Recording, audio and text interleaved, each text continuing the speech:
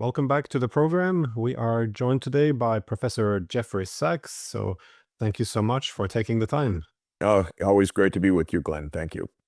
So you just attended the 80th session of the UN General Assembly, and while the UN created to preserve the peace does not appear to be doing too well as the world is heading toward a very dangerous place. So over the past few days, I've been watching some very strange speeches, many packed with a lot of obvious lies. I heard the threat of war, a strange bromance between the former director of the CIA and a former Al Qaeda leader who now leads Syria. But I thought a good place to start could be Europe because there seems to be an eagerness now to escalate tensions with Russia, likely for the purpose of pulling the US deeper into the war. And there was a great excitement as Trump said that Russia was a paper tiger, Ukraine can win, it can even take Russian territory, and the Europeans should start shooting down Russian jets. Now, of course, this excitement appears to have been replaced with some panic as Trump then suggested that the Europeans should take care of all of the above. What do you make of all of this in terms of the direction of the Europeans, especially? And yeah, where's this all heading? Well, first, what Trump did this past week has been given two very different interpretations. Honestly, I'm not sure which is right.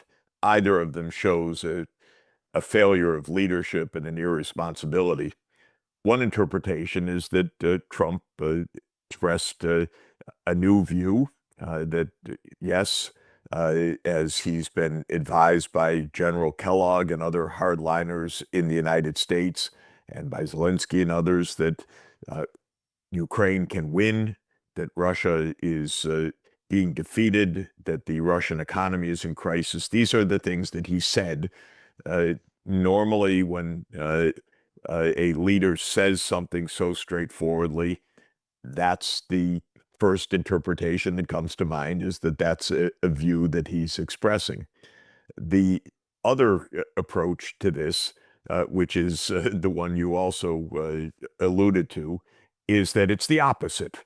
In fact, that this was simply a smokescreen of Trump saying to the Europeans, you keep telling me you want to fight. You keep telling me that Russia is winning. Okay, great. Go at it. It's all yours. Just buy my weapons.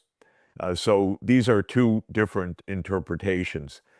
I went with the first originally, listening to Trump and hearing his views, and also having the strange and unpleasant experience of standing in the General Assembly hall and seeing General Kellogg mingling among the various delegations. That I found to be rather unpleasant because I don't understand what a hardline American general is doing in the UN General Assembly other than stirring up trouble by the United States.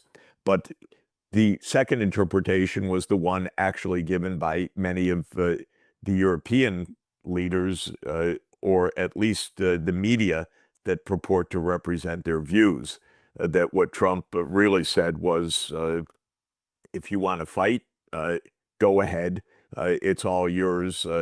Just buy my weapons. Now, either way, we have a colossal failure of leadership and growing confusion and definitely growing risks of escalation, either deliberate or accidental.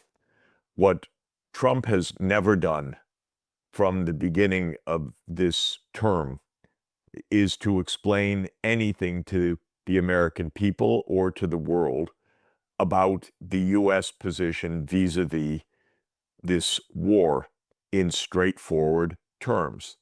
For example, the most basic question, on what basis can this war be ended? The United States puts forward no positions.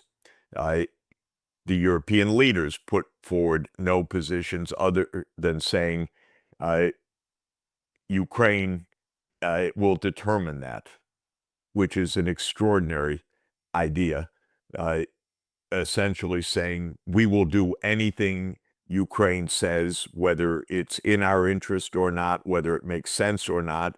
And of course, when I say what Ukraine says, I mean what one person says, Zelensky, who is at this point a dictator, in effect. He's ruling by martial law, and that is going to determine what Europe and the Western world do. So, to my mind, the great failure of this is that while President Putin has put on the table a very clear set of conditions for peace, he's described them as Ukraine's neutrality and the transfer of specific territories to Russia at the as part of the peace agreement. The other side has said either nothing, or it's said no concessions of any kind, and Ukraine will remain in NATO, which is tantamount to saying, first, no negotiations. Second, the war will continue despite the massive destruction, the bloodshed, the demographic catastrophe facing Ukraine. So all of what I'm saying, Glenn, is that this past week was at best unedifying and at worst, depending on the interpretation, a dramatic escalation that could lead to a direct war between at least Europe and Russia, if not NATO and Russia, in a direct sense of direct clashes and fighting outside of Ukraine into Europe and so on. The European leaders are absolutely without any honest public-facing discussion of these risks right now. We don't hear anything from the triumvirate, Starmer, Macron, and Merz about the risks of World War III, about nuclear war, about the European Union and the UK becoming a battlefield. In fact, none of this is articulated. No choices are stated. No discussion is made. Of course, there is not one moment of truth expressed about the history of the conflict, how it arose, why it arose, how it could be diffused. Not one single word. And this past week at the UN was all the more shocking for this. Trump's speech was an incoherent rant of lies from beginning to end on every possible range of issues, by the way. The discussion, this supposed turnabout by Trump, also unexplained. The puerile insulting of Russia as a paper tigrants and so on, walked back after the fact, was absolutely against the service of peace or any kind of solution. In other words, this was a week devoid of grown-up behavior, of responsibility, of any movement towards peace. And we're just talking about Ukraine, because we could talk in the same way about Netanyahu and the war in the Middle East. Every single thing that I've just said applies to Netanyahu's vile and loathsome address that he gave to the General Assembly, which was an address of hate and continued war. So not a good week for diplomacy. I was thinking that all of the recent dubious claims about Russian infringement of NATO airspace with jets and drones, which they deny, and no evidence has been provided. We also see the accusation now, or not the accusation, but the threat of using now long-range missiles without any limitations against Russia, again, calling for shooting down Russian jets. At the end of the day, irrespective of what Trump's motivations might be or some clever scheme, the Russians, must respond to this in some way. It seems to me that the whole premise that Russia would not respond and accept the idea that this is not that this is simply NATO helping Ukraine defend itself, it ignores, as you suggest, that NATO backed the coup to begin with, that they largely hijacked the intelligence services, the army, and the government in Ukraine. And again, these are NATO weapons, so we're talking about NATO now attacking Russia. You speak with these European leaders. You meet them now at the United Nations. Are they committed or convinced that they're just there to help a country that was invaded without any provocations, or do they, I guess, recognize, as many of the leaders have already done, that this is a proxy war? The leaders don't engage in real discussion. They do not debate this in public. They don't express their views. And okay, with me, they don't have to, but they don't take on any kind of discussion.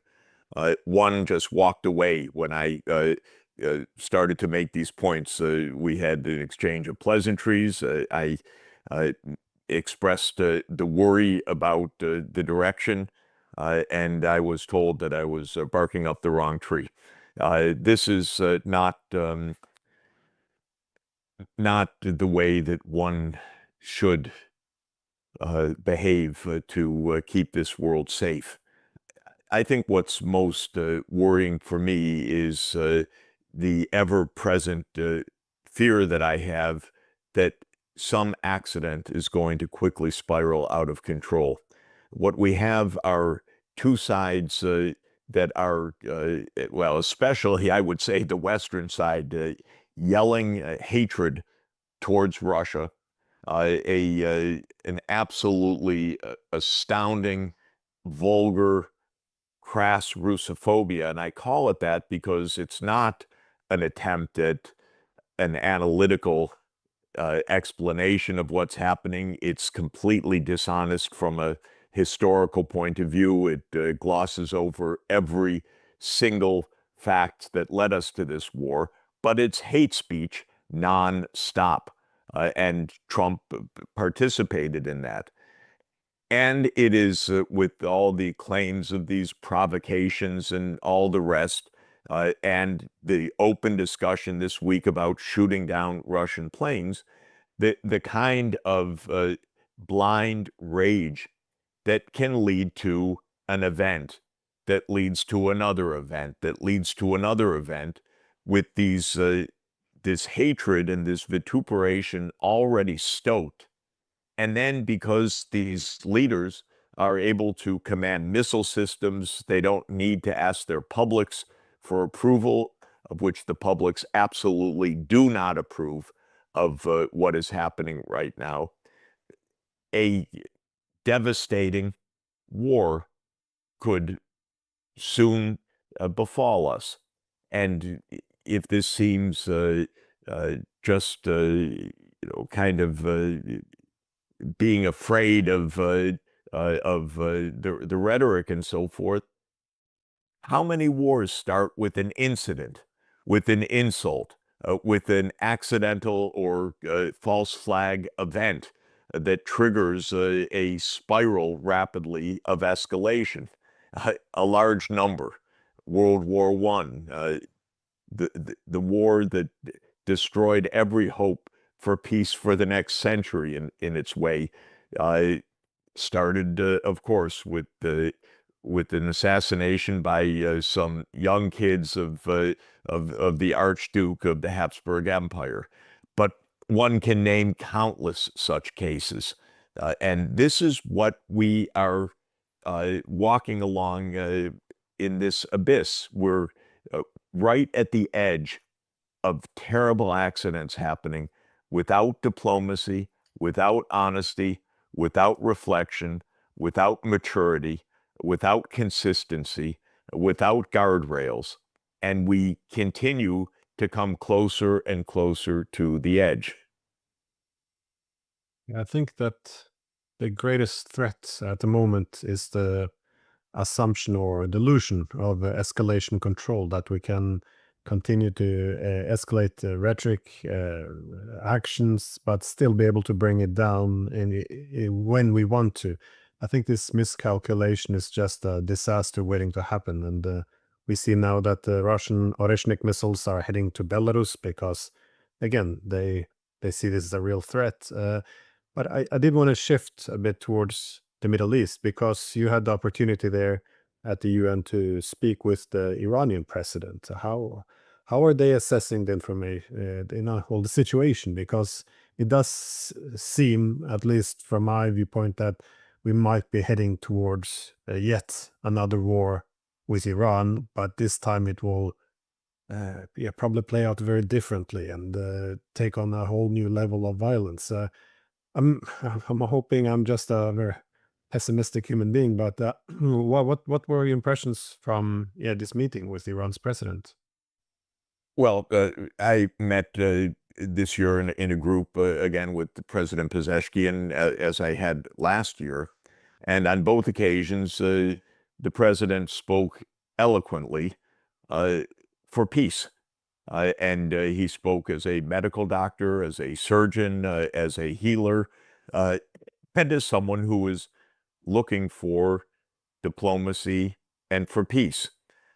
And it's not only extraordinarily measured, but extraordinarily pacific in the rhetoric. No threats. Actually, one felt very sad because one knew, and I felt as I was listening to him, that we can hear the hatred coming from Israel. We heard it from Netanyahu, and I think a very high likelihood that Israel will try to attack again to bring down the Iranian government. But there was no growling by the Iranian side saying, if they do this and that, or it was all a talk about the need for a peaceful way out. Yet, unfortunately, in our world right now, if you talk in that way, the other side, which is filled with loathing, detects weakness. I think that what we heard from Netanyahu was very clear. In his demented mind, and he's really, in my view, an extraordinarily, perhaps the most extraordinarily dangerous person on the whole planet. In his mind, all evil goes back to Iran. Iran must be defeated.